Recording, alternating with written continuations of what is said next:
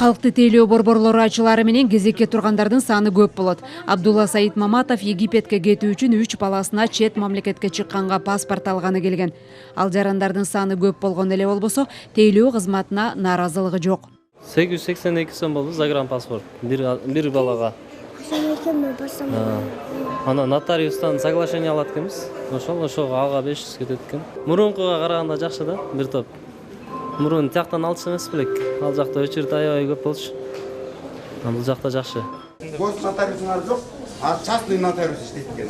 Эмне себеп ушуга жок, кимге жооп бере алат экен? Гос нотариустарга өздөрүн айтканбыз, мен өз айтканбыз, алардын чоң архивдери бар.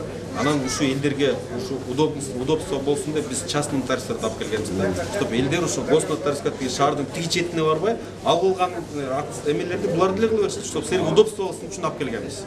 Азыркы тапта каникул башталгандыгына байланыштуу мектеп жашындагы балдарга чет өлкөгө чыгууга паспорт алуу жана жаңы конуштардагы жарандар үйлөрүн мыйзамдаштыруу боюнча документтерди алуу иштери күчөдө. Жалпы өлкө боюнча 34 калкты тейлөө борбору иштегени менен башка алыскы аймактарда маселе дагы деле орчундуу ойдон калууда. Бишкек шаарында жетишелүү, аны бизде региондо аябай ушу чоңдору состав, ошо региондорду бөлүсө, региондорду ачып алсак, анан ушу мен ойлойм, мындай наразычылыктар болбойт депчи. Кайсы жерге барбайлы өзүңүздөр угуп атасыздар, бүт эле наразычылыктар ушу очередтин айналына чыгып атат. Тейлөөсү дурус эле болуп келатат, бирок баягы калктын саны көп болгондуктан, анан көп шаарда жүргөндүктөн баягы очередь көп болгондуктан ошондуктан наразычылыктар чыгып атат да. Эл өкүлдөрү келген маалда калкты тейлөө борборлору көпчүлүк жарандар турак жай боюнча документтерин кечеңдеп жаткандыгын айтып даттанышты.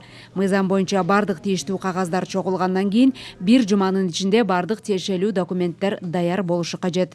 Бүт барын тең телефондон, үйдөн, компьютердон ушу направленияга иштейбиз. Конечно, бүгүнкү күнү бизде азыр инфраструктурабыз жетишпей турат. Анткени баягы буга чейин өзүңөр көрбөдүңөр кандай тышкалыштан өткөн. Бирок бул вопростун баардыгы уже чечилди. Биз эми 40тан ашык бүгүнкү күнү сондордон уже документтерди, заявка, справкаларды алсак болот, оборот. Документ оборот жүргүзсөк болот 40тан ашык. Конечно, жылдын аягына чейин биздин планыбызда бүт барын өткөргөн, но азыркы күндө основной керектүү нерсе бул паспорт, свидетельство, даже бүт барын тең ушу калктуу телебойбондон алса болот. Көбүрөөк эле сондорду көбүрөөк жерге ачса жакшы болот эле, карагылачы элдердин көптүгү канчалык ушу. Мен пока менде жалоба жок. Бүгүн келдик, мына баламды прописка кылганы.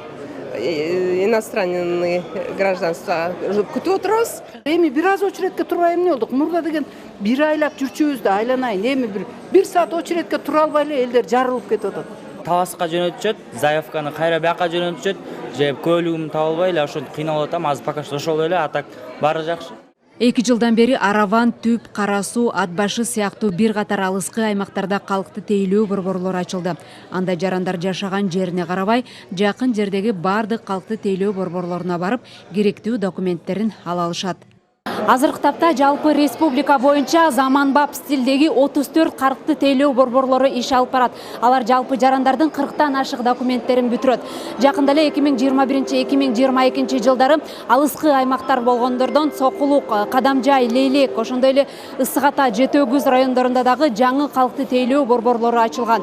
Бирок ошол эле күндө азыркы биз турган жерде бир эле калкты тейлөө борборунда 2000ге жакын калкты бир күндө тейлеп жаткандыктан мындай орундар дагы деле жетишсиз экендиги айтылууда. Элиза Нурматова, Руслан Сабатаров, Ала Тоо 24.